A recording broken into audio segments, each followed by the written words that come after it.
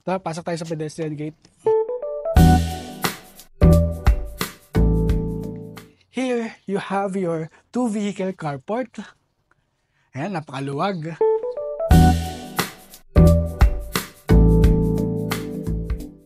Bago tayo pumasok sa loob, dito muna tayo sa gilid, no?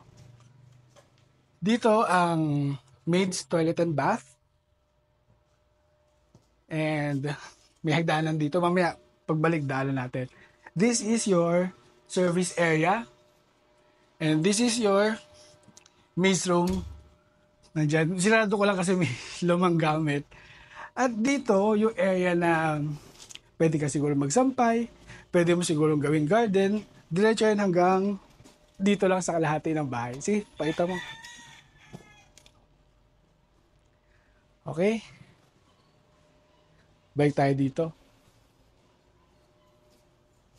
Meron tayo ditong pressure tank nakasama na, no, para sigurado na may malakas ang tubig natin dito. And